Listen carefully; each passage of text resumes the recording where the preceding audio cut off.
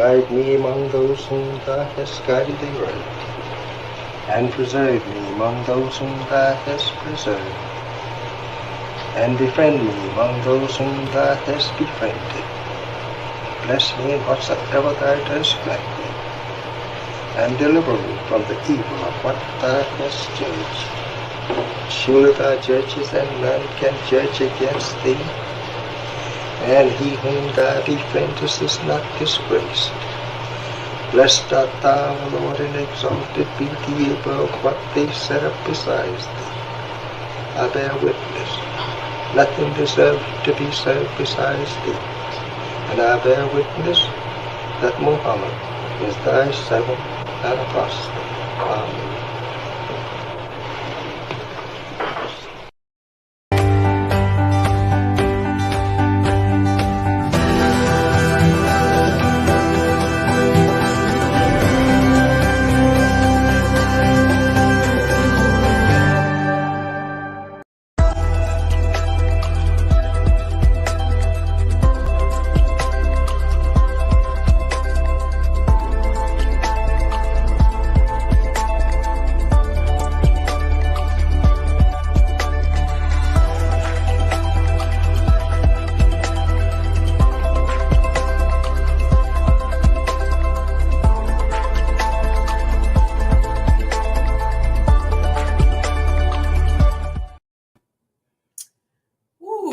Blessings, family. I am so excited today.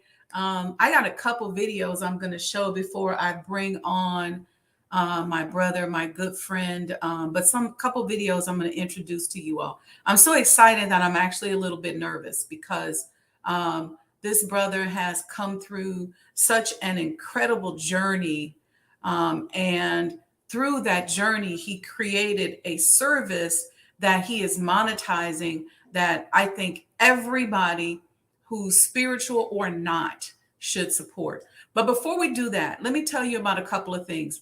You all know we have our commemorative Elijah coins. This is mine here, that we are selling, and you get a free sterling silver chain.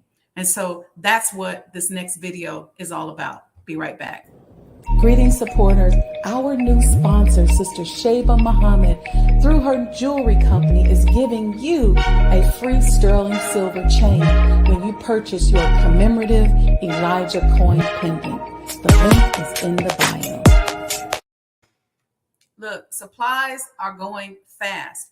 I was down to my last 10 pendants, and then the foundry had some loose coins that they did not put in cases and grade. And so they sent me a few more, but supplies are going fast. They're very limited. So make sure you, click that link in the bio and get your commemorative Elijah coin pendant, because once they're gone, they're gone. We do have obviously more of the graded coins available. Then check this out. This next video I'm going to show you is for an event that I'm having on September 3rd. It's a 24 karat fundraiser and birthday celebration for myself. I'm excited because it's going to be in the rear garden. We call it the Garden of Peace of the Honorable Elijah Muhammad House Museum. It's just going to be a fun event. We're already up to a sizable number of people who have RSVP'd. So you need to make sure you go to Eventbrite, type in 24 karat, donate and sip, and make sure that you attend and make sure you RSVP. The reason why we call it 24 karat, because it is a celebration, but also because our partners, one of our sponsors, Magnolia Crescent Farms and Non-Alcoholic Winery, has this 24 karat gold, halal certified, non-alcoholic champagne. The bottle is absolutely beautiful. It's a 24 karat gold foil type of thing. It's got gold, edible gold flecks floating through it. It's just dope. So that's what this next video is about. Check this out. Peace and blessings, family. I wanted to personally invite you to join me on September 3rd, 2022 at the Honorable Elijah Muhammad House from 3 to 7 p.m. we're going to be doing a fundraiser for the completion of the Honorable Elijah Muhammad House and enjoying these last few weeks of our warm weather. And guess what? It's my birthday. So come on out, scan here to RSVP. Listen, make sure y'all there. You don't want to miss it. Our warm weather is probably going to be running out soon. So we're going to have 2 more events outdoor to just take advantage of this warm weather. So I'm excited about that. That's on September 3rd. It's a fundraiser and a birthday celebration for me. And I never celebrate myself. So I'm excited to be doing that for one of the first times actually in my adult life. It's a little scary, but I'm doing it. All right. So I'm going to come back. I'm going to show a quick commercial. We're going to come back. Those of you who know about the Black Muslim Business Directory, we've been working with this product. We had to take it down for a couple of days because we had some technical issues that we have now solved. And we're going to be doing some more updates. So we're looking for some people to begin managing that. And so we're really excited. We have some roundtable discussions and some marketplace stuff, some advertisers. So we had to upgrade the site to be able to accommodate the advertisers. And so now we're getting ready to tweak it. And so I'm excited about that. I'm going to show you a quick video on that so that you jump out there and claim your business. And I thank you all for being patient. And then I'm going to come back with my brother Delano Johnson. He is a family member, a friend. We're all part of the Dr. George Fraser faculty for Fraser Nation. We work together every year on put on the Power Networking Conference. And the beautiful thing about networking the way that we do is that we all become family. So myself and Brother Delano and his wife, Sister Monique, and all of us, we're just family. And so when I heard my brother's the most recent chapter of his story, and I saw the service that he was offering that is resulting in a product that he is selling, I had to come out here and tell you all about it. So I'll be right back with him right after this quick break.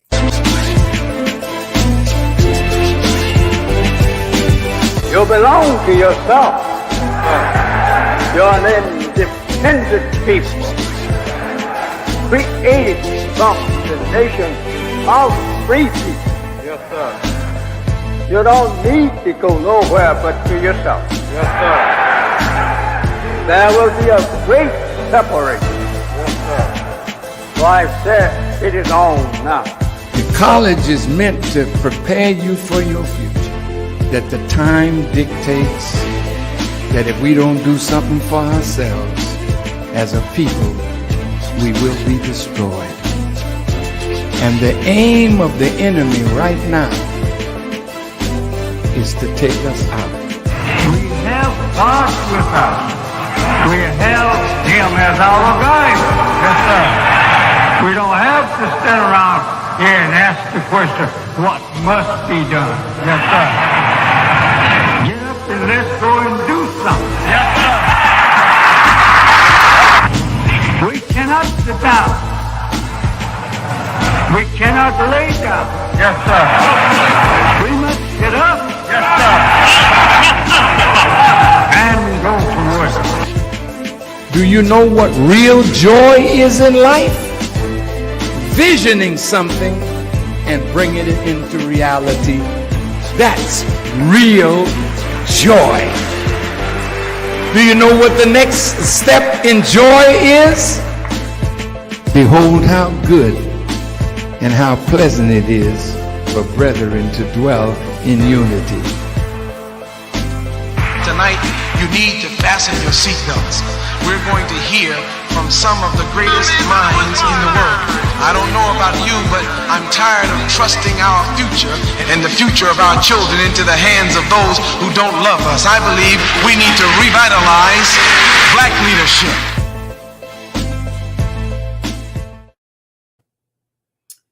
I got a quick question for y'all. How many of you all have ever gone through something very severe, something that required that you dig down deep in yourself and you pull out a testimony, you pull out something inside of yourself that then later you know that God gave you it as an opportunity to monetize. And I feel like one of the greatest blessings in life is when you can monetize your testimony and something that you've been through. And I'm going to bring my brother Delano on. We're going to just have a chat. Y'all know how we do. But this is just somebody that I just think the world needs to know. He's a great friend of mine, and I'm just so excited to see him on here. Hey, peace and blessings, brother. What's happening? What's happening? What's happening, sister? Tell y'all something about my brother Delano. He is Mr. Production. I promise you, you cannot outproduce Delano. Oh my gosh. Like, I'm too ashamed to even say, Delano, let's do something together. Because really what that means is, can I do something with you and be part of your production? Hey, you know, I stay in my lane, man. I stay in my lane. Listen, well, you do a good job in your lane, and you got a new expanded part of your lane that we're going to talk about here today. So yeah. I want to, before we even get into the product, let's give the audience a little background on yourself, because I think part of the beauty that is you, Brother Delano, is your colorful background. And when I say colorful, it's just all the gifts and talents that you've been exploring. And I feel like we should all be studying and exploring ourselves, and you do such a great job at that. So tell us about yourself, your background. Yeah, first let me start with a quote by the Honorable Elijah Muhammad, and he said that he who knows himself knows God. Yes. And the discovery of all your gifts and talents, when you really focus and pay attention to the noise in the market, which is sometimes your family member saying, well, you do that really good. Or someone on the job said, you know what, you should probably do your own thing. You know, someone's saying something to you and it's just a little chime, but it's these little nuggets of self-exploration that God kind of puts in our pathway. So in discovering who you are and paying attention to those things, you start to realize, gosh, this isn't me. This has to be something outside of me. Amen. Because I, in and of myself, could not create or come up with this stuff. Like, who would have thunk? Who would have known that, you know, me being, you know, swallowed by a whale would give me the, you know, the unction to go ahead and speak to a whole, you know, city when I was afraid of speaking, you know? So when you discover yourself and when you pay attention to the signs in the road, then I think you start to develop. You see the responsibility that you have in developing all of the things that God has placed within you. The scriptures in Matthew chapter 24 calls it talents, right? We have these talents, these abilities, these congenital abilities, these innate abilities that comes to us, and it is our responsibility to manage. As a matter of fact, Wendy, when I did a deep dive in the meaning of that word talent, so it's a Greek word, it actually means a measure of gold. So when they said, and Peter was given a measure of gold, or he was given 30 pieces of silver, right? Well, 30 pieces of silver in minas, you have to actually do the incremental equation. But in the scripture in Matthew 24, when Jesus gave that parable, 1 talent is actually equal to about 150 pounds of gold. Okay. So if you convert that in today's time, it's actual money. Yes. Right? It's just not your business. So your talent converted is actual money. Yes. So as you talked about in terms of monetizing your creativity or monetizing your ideas, it's already monetized as far as God is concerned, because when he gave that to you, it is given to you in a potential or seed form. It is your responsibility to actualize that and to convert it into the value that he saw and intended for you to have in the first place. That's why when you pray to God to give you something, he doesn't give you that thing. He gives you all of the material around it. So I've been busy doing that my whole life. I grew up in the Bahamas. I was mentored by Dr. Miles Monroe, one of the greatest teachers, along with so many of our people who get unnoticed in popular culture. Yes. But I had the honor of studying under him and traveling with him as well. And so I started my journey in the creative. I was always the person who would, find a different way to do something. From our school play, when they told me to just imagine throwing out money when I was Santa Claus. It was a school Christmas play, and I saved up money for the whole month, and I threw out all these dollars, and everybody was like, "What the heck?" Like, So all the kids were grabbing dollars. Of course, I became everybody's best friend at that point. And I saw how just little small details of going the extra mile. I think it was Mick Jagger who said, anything worth doing is worth overdoing. And so as I looked at that, I realized that maybe I can stand out by going over the average, going above what's normal. And that became my life's pursuit. From there, I joined a music group. I was a singer, songwriter, Grammy nominated, Dove nominated, singer songwriter, traveled. And then, I moved into the arts, the creative arts, in terms of design. I had a scholarship to go to Georgia Tech, and I decided to go into music. And that decision brought me to so many different things. And so I turned down studying architecture and civil engineering. I did about a year of it. And I said, I couldn't do this. Back then, Wendy, it was T-squares and 45s, right? There wasn't no AutoCAD back then. I probably would have stayed in it if computers. There was AutoCAD, right? Oh, of course. I would have been all up in it. So now I kind of get down, I'm interested in it now. But I went off into commercial art, design. I was fascinated with identity and branding and how things, from a psychological standpoint, how these items and these services and these brands, how they build, equity in the market. I was fascinated with that and the procedure of how that's done. So I spent some time in corporate America, worked with Toys R Us. I was the creative online manager. I grew my department from 50 million in 3 years to 750 million. And so I learned a lot about how a brand is perceived, how it is built, how it is monetized, how it is managed, how it is leveraged. And so I just use that now for our people. I realized that our people didn't really have necessarily all of, the bells and whistles of actually how to do that. So when you and I met, I had just basically signed on to the Power Networking Conference with our dear Dr. George C. Fraser, who is now my mentor. And I realized that this conference was so important to the Black experience when it comes to entrepreneurship that I had to do something. I had to be a part of this. And so I just jumped in and I started working with rebranding and so forth. And so that's how we got here, man. That's how we got here. Phenomenal job. You just hit me with something, and I was going to say to you, you are an architect. You really are, because those things that we're interested in, like I was always interested in business, but I was interested in engineering and construction. I was interested in psychology. I do all those things. And even though my degree is in finance and accounting, in your case, you really are an architect. Yeah. It's so funny you say that because in this part of the story kind of left out, but when I left everything, I went into music.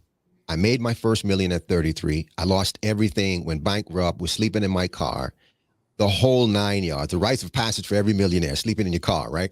Lights turned off, sleeping in your car. You ain't no millionaire if you hadn't had an experience where you ain't had that experience. You ain't no real millionaire. You ain't a real millionaire. You definitely ain't a millionaire next door. So I realized at a certain point that the way that my thought process was always structured, the way that you would build a house. Yes.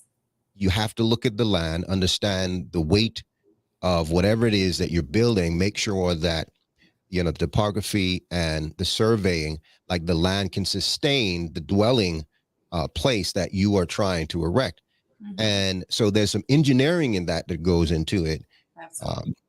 But then also it is the actual structure itself, the goal intended. We have live weight, we have dead weight, we have the outside external forces, and then we have the internal wear and tear. All of these things you got to consider. So when you're building a brand, you actually have to consider these things. A lot of times we have a vision that is too big for the internal life to be able to sustain that. That's why when people get successful, their morals collapse, their principles collapse, everything collapsed under the weight and the pressure of that success. They turned to drugs, alcohol, and a whole lot of other devices. So you are totally right. That's how I think I am an architect at heart. Mm-hmm. No, I already know that. You're like, yeah, you said all of that to say what I said earlier. That's okay. I appreciate it. And you, I am so grateful for you and your lovely wife, Sister Monique, to be my friends. She's in the chat. I just love her. She's a creative in and of herself. So, oh yeah. You guys attracted, and there's all kind of talent popping off in that house over there. But sure. What really, Delano, obviously I've known you, but you just touched my heart when you told me what you went through during COVID.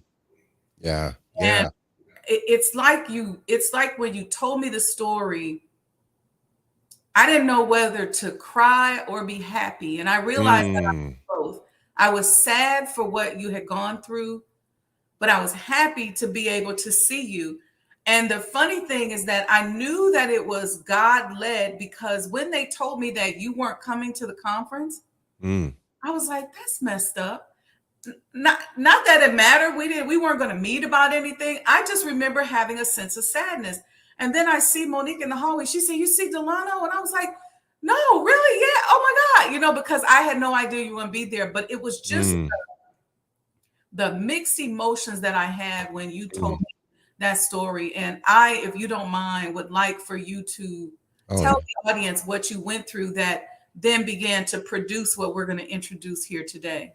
Yeah, man, I just thank God for every experience. There's always some nugget, some gold piece, some part of your future trapped up in every disappointment or every single hardship that you go through. In September, actually the end of November last year. Okay. Yeah, 2021. Yeah. Monique and we just came from Florida. I did a surprise. I rented a yacht. We were in a 97-foot yacht, and we were in Florida. I surprised her. She had no idea. I took her all the way on the boat, and she had no idea where she was. Took off the thing, and bam, she was surprised. We had a wonderful time there. We had some friends along with us, and she and I got back home feeling fine. But in about a week or so, we both started feeling sick.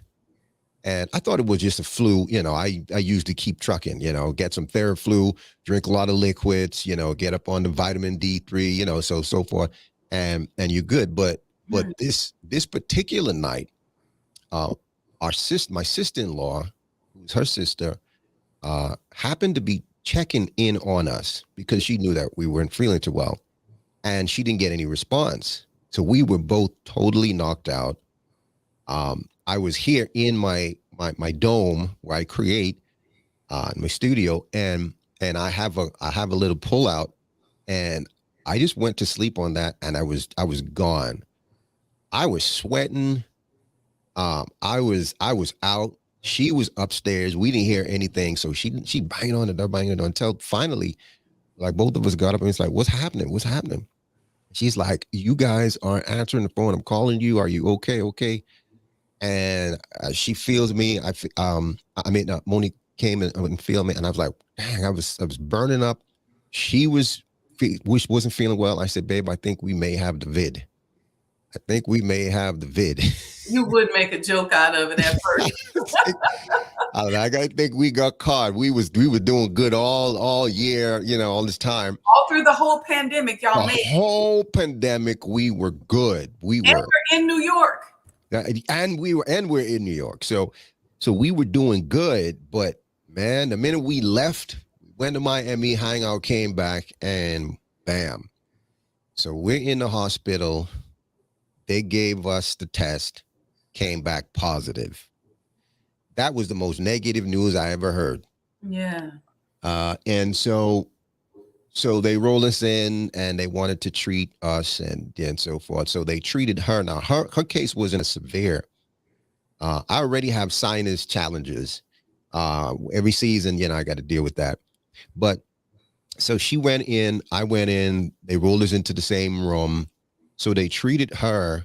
I forget what the treatment was. The antibodies is what they gave her. Mm-hmm. And so she recuperated pretty well. And so we were there for maybe about 9 hours or so, maybe 9 hours. And so they gave her a clean bill of health. And I'm like, oh, okay, so I'm next. And they're like, oh, no, you got to stay. I'm like, what do you mean? So, hey, listen, I'm a black man in America. I'm a conspiracy theorist. You know what I mean? No, y'all ain't gonna kill me up in here. You know what I mean? That's what they first do. That's what they do, divide and conquer. I'm like, no. But all of the COVID, restrictions and everything, it was like, no, you have to stay and you have it worse. And so they gave her a clean bill of health and we kissed and said goodbye. So they whisked me down the hall to some dungeon looking like, I'm a dramatist.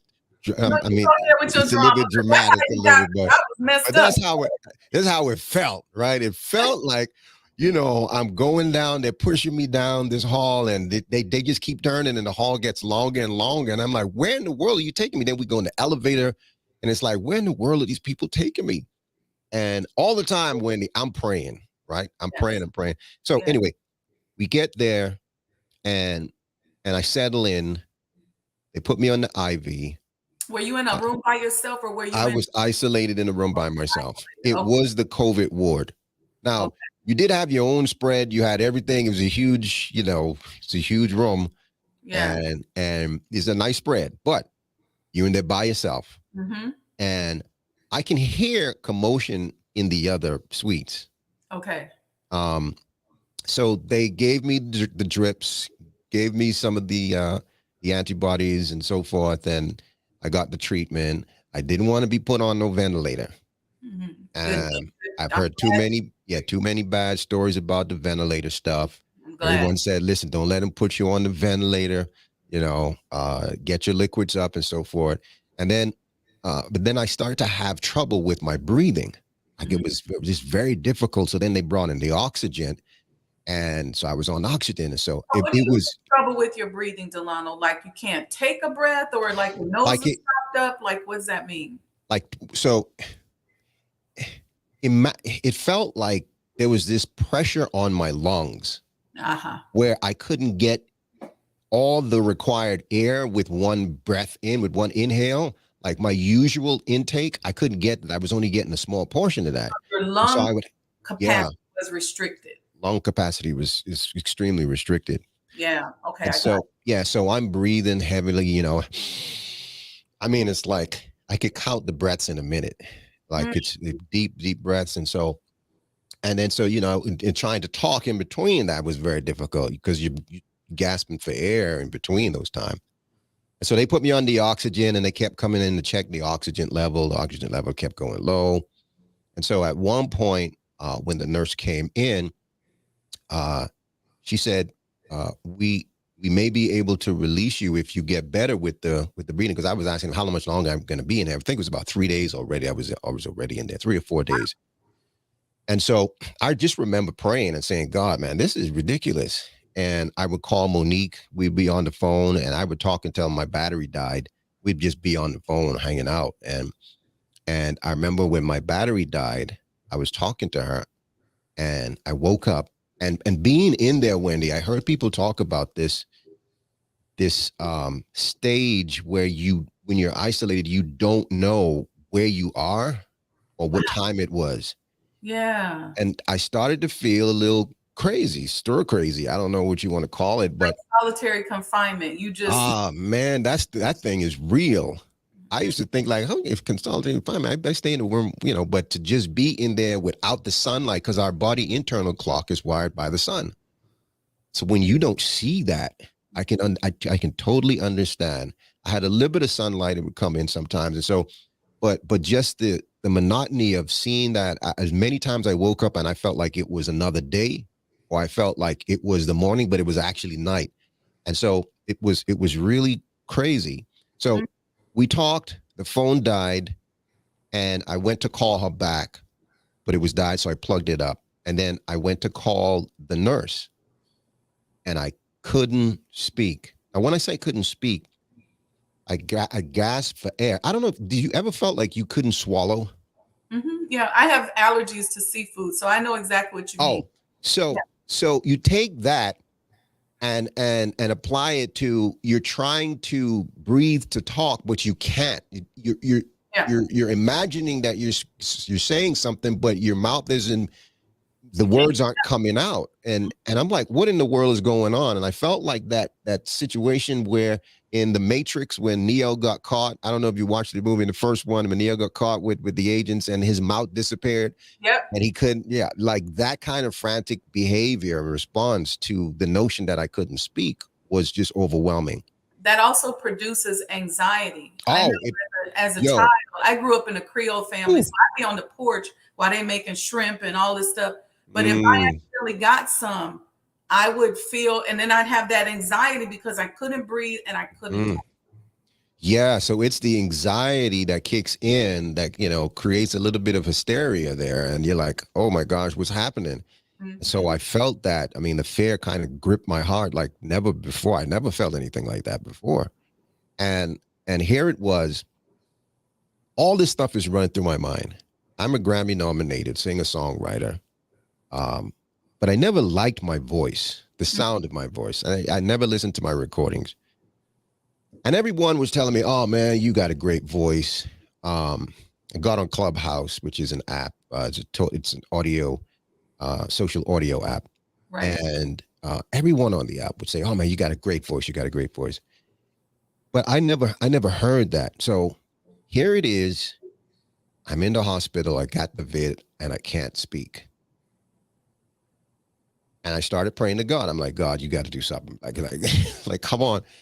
But in slow motion in the back of my mind, all of these voices, from Dr. G, Dr. George Fraser always used to, oh, man, you got a great voice. I'm like, no, doctor, you got the voice.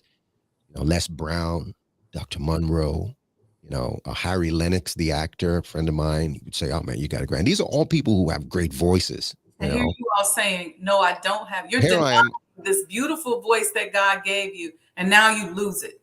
And now I can't speak. And God spoke to me, and he said this. He's got a sense of humor too. And it says, like, now this is what it feels like to have something important to say, but not be able to say it. Ooh. And it capsulized the whole entire moment. And for that spot in time, that little drop in eternity, I was able to see the wisdom in what I was going through, and I was able to relax. Oh, I was like, oh, okay, this is a fish. You got me here in this whale, but I'm not gonna die. With the message and said, I'm showing you something. Yeah, I want to get your attention. Now I got your attention because you wouldn't listen. I know. I wasn't. I said Monique home. This wasn't about her. She's fine. She's all right. Now she got no problem talking. I got you. Yeah. And when that happened, I relaxed and I said, okay, I see what you're saying, guys. I see what you're doing. Okay. All right. I surrender. Give me back my voice. I'm a talk. I'm a speak for you. Just let me talk again. I'll just come on, God. Help your boy out. And slowly I started with like I started with that. And then I was able to talk again. So immediately my mind started to race in, what can I do? Yes. To show the utmost of appreciation of this talent? Because here it is, I'm talking about having talents and bearing them. And I talk about, there's hidden treasure in buried talents. And here it is, I'm asking God now, what can I do with this specific talent? So I'm already doing, a podcast situation like on Clubhouse. We have a morning show every single day. So I've been practicing all this time. First of all, he led me to do this thing where I've been practicing running a radio program really every single morning. I mean, we're up to 350 shows now in the can. And so I'm saying now, God, what do I do? And is a couple of things. Kami says, use your voice to declare my principles, my concepts, my precepts, my word. Beautiful. And I didn't immediately think the Bible. I didn't immediately think that. I thought, okay, so maybe I could do some audiobooks.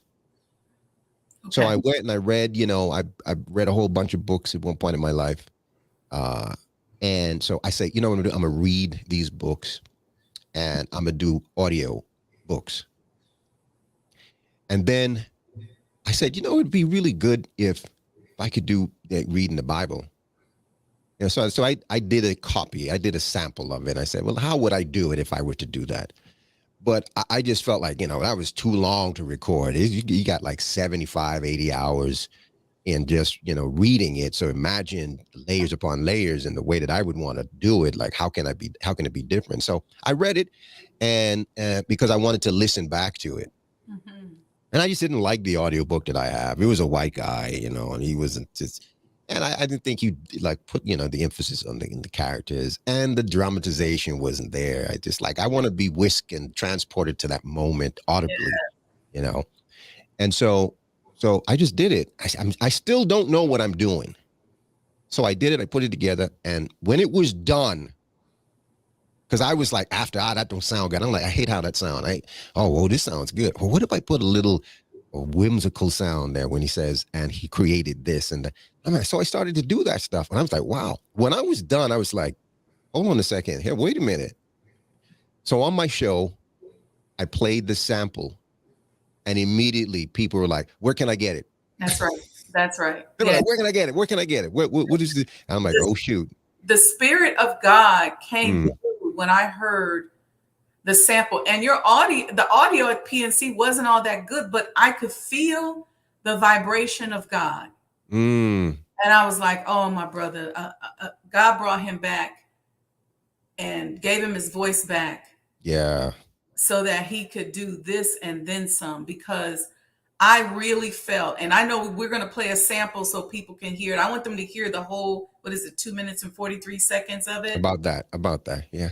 That's to show you how many times I've listened to it. Because I could feel, I'm telling you, it's just like, people, it's like you tell me things. You say, well, you have a voice, you have this, you have a brand, you have that.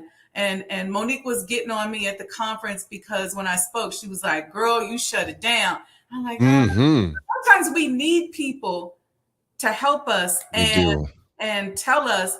And everybody's been trying to tell you, but you hard-headed. But I'm telling you, Brother Delano, you put that thing down, and I could hear the Spirit of God coming through you. And it's such a blessing, because I believe that when God, so we have this saying in the nation, or a belief in the nation, that God came to make himself known.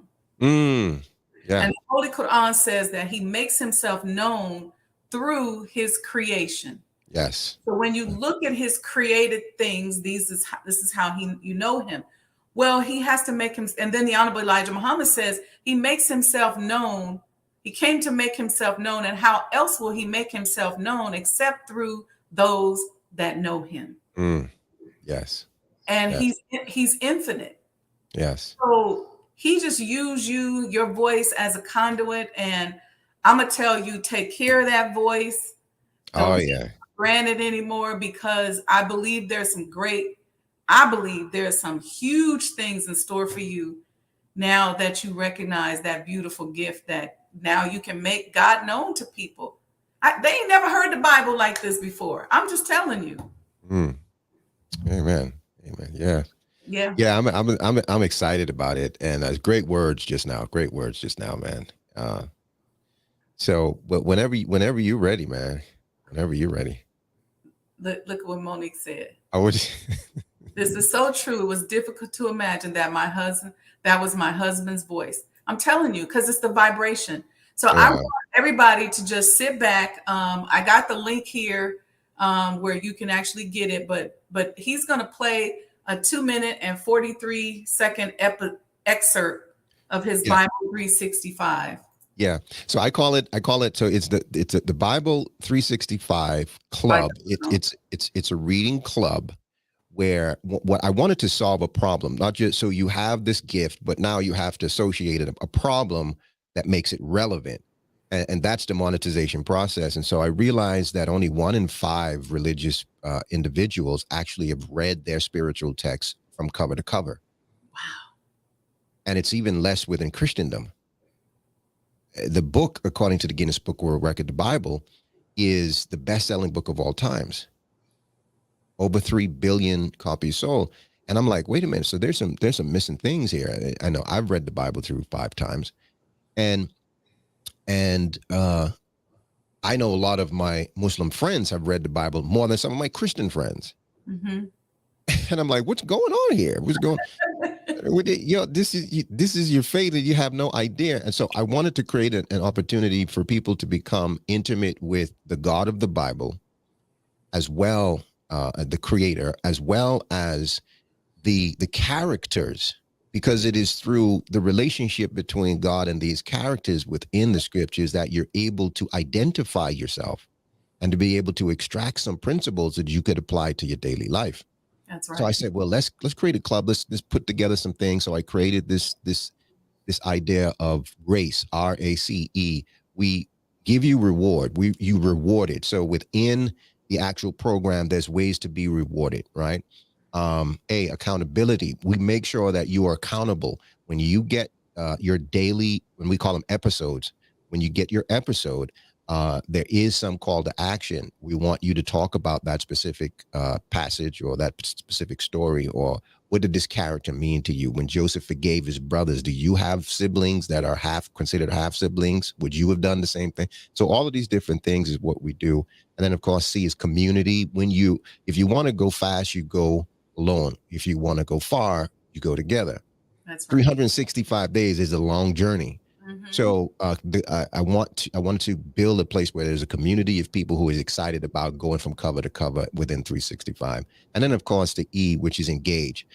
You engage. At the end of the month, we'll have meetings on Clubhouse and social media on Zooms where we talk about these characters and what they meant to us. So this is a sample of what we created in terms of the program. This is a sample of an episode. Well, I'm joining today because you sent me my link and stuff. So I'm joining. I'm in it. There we go.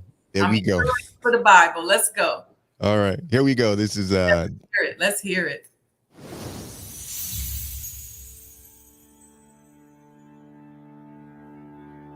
Genesis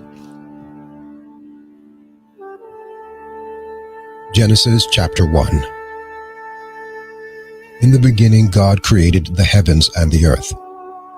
The earth was without form and void, and darkness was over the face of the deep, and the Spirit of God was hovering over the face of the waters. And God said, "Let there be light." And there was light. And God saw that the light was good, and he separated the light from the darkness. God called the light day, and the darkness he called night. There was evening and there was morning, the first day. And God said, "Let there be an expanse in the midst of the waters, and let it separate the waters from the waters." And God made the expanse and separated the waters that were under the expanse from the waters that were above the expanse. And it was so. And God called the expanse heaven. And there was evening and there was morning, the second day. And God said, "Let the waters under the heavens be gathered together unto one place, and let the dry land appear." And it was so. God called the dry land earth, and the waters that were gathered together he called seas. And God saw that it was good. And God said, "Let the earth sprout vegetation, plants yielding seed, and fruit trees bearing fruit in which is their seed, each according to their kind which is on the earth." And it was so. The earth brought forth vegetation, plants yielding seed according to their own kinds, and trees bearing fruit in which is their seed, each according to its kind. And God saw that it was good. And there was evening and there was morning, third day. And God said, let there be light in the expanse of the heavens to separate the day from the night, and let them be for signs and for seasons and for days and years, and let them be lights in the expanse of the heavens to give light upon the earth. And it was so. And God made the two great lights, the greater light to rule the day, and the lesser light to rule the night. And God set them in the expanse of the heaven to rule over the day and of the night, and to separate the light from the darkness. And God saw that it was good. And there was evening and there was morning, the fourth day.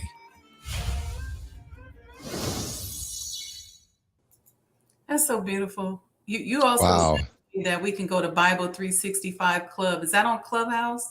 No, we will have moments there when we do a community collaboration, but you can go, the website is, Okay. which will take you directly to the link. The website isn't completed yet, but the Bible365.club.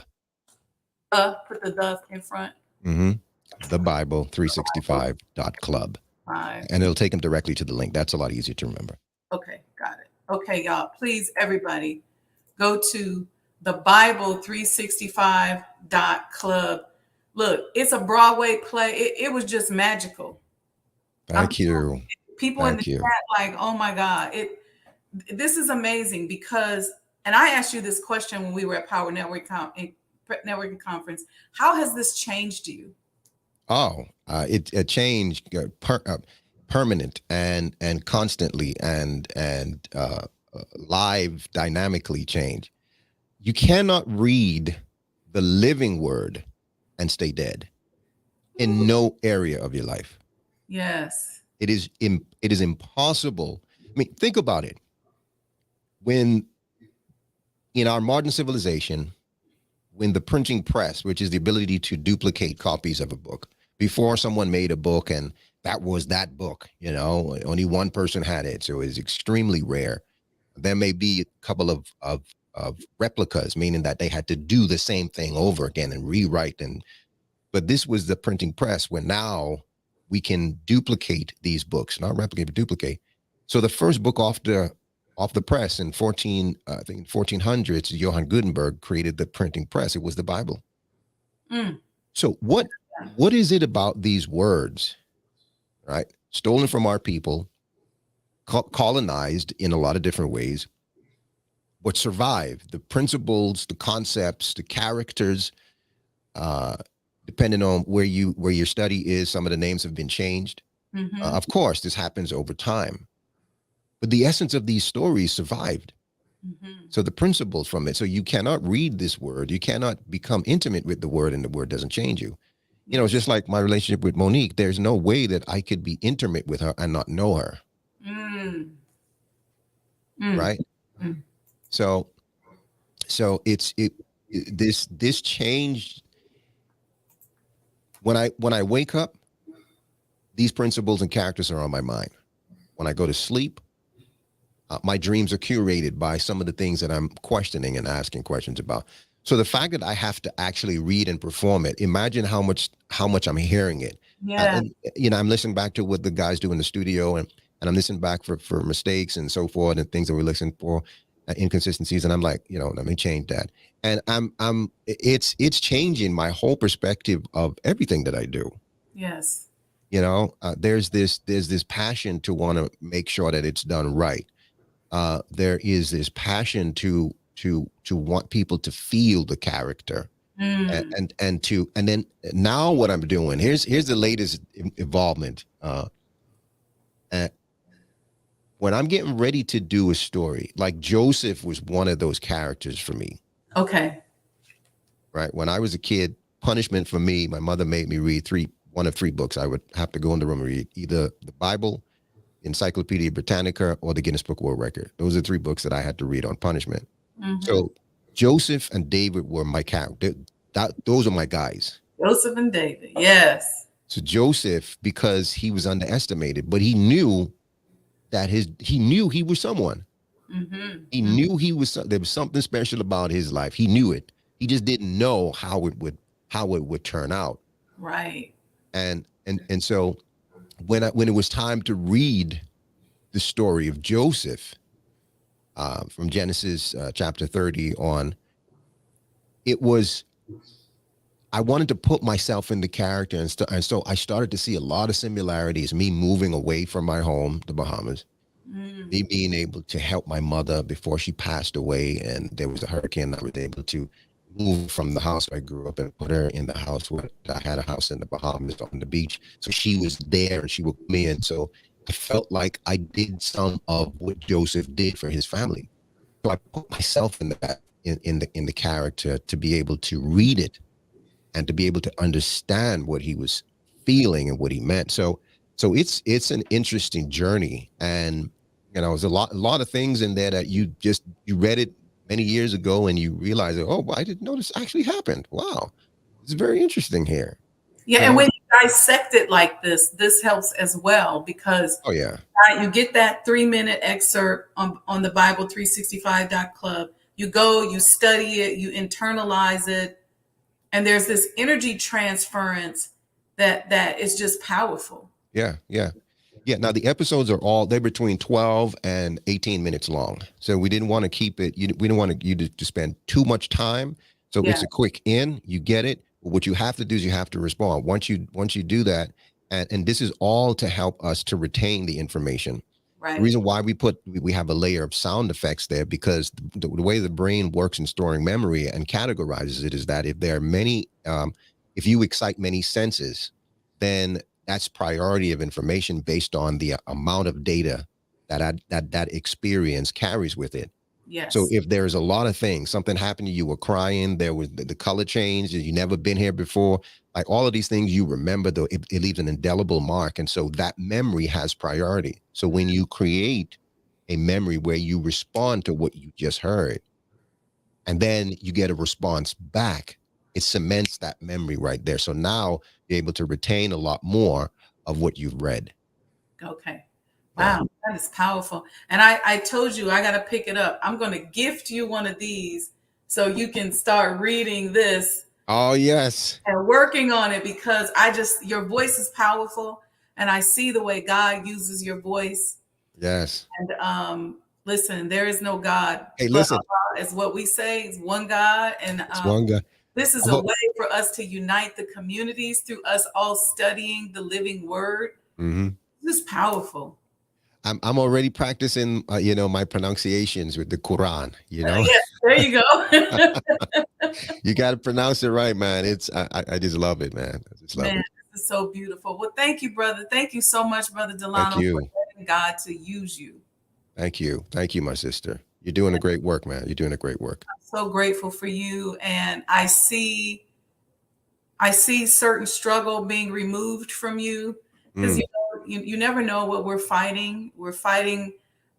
Oftentimes we fight that thing inside of us that's great, and it shows, on our face. But I see you look so much more at peace, and I'm just honored to be your friend.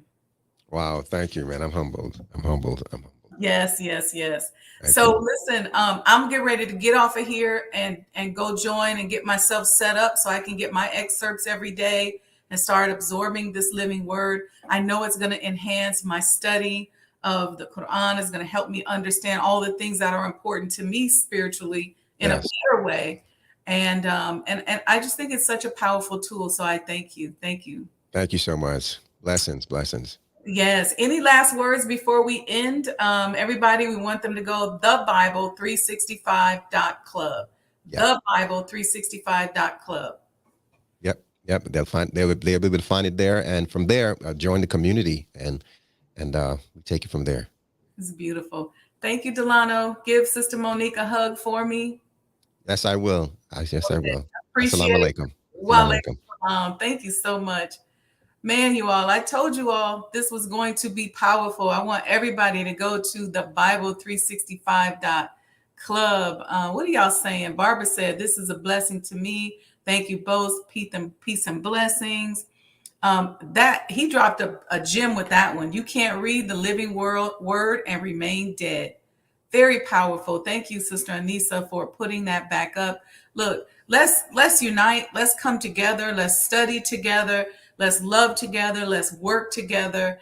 I'm excited, and I'm just really grateful that my brother made it through his trial And I'm happy to see that.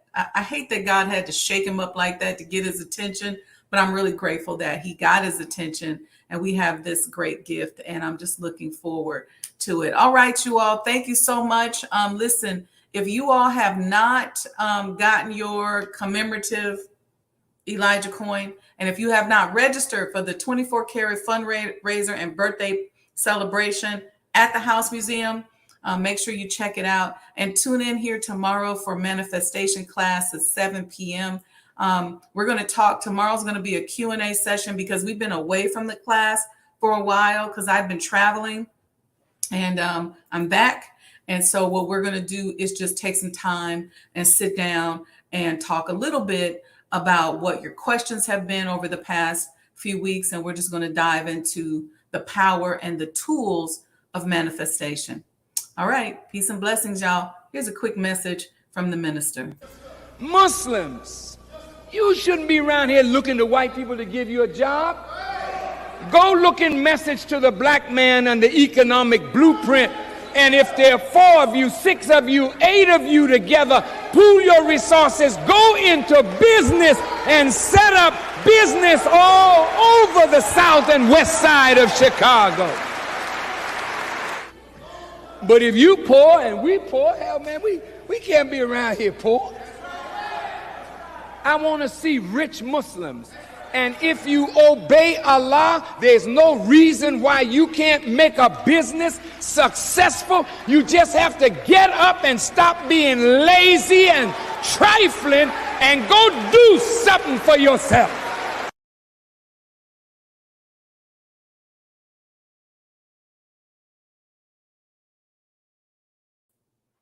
I had to come back because I just realized Brother Delano gave us a coupon code.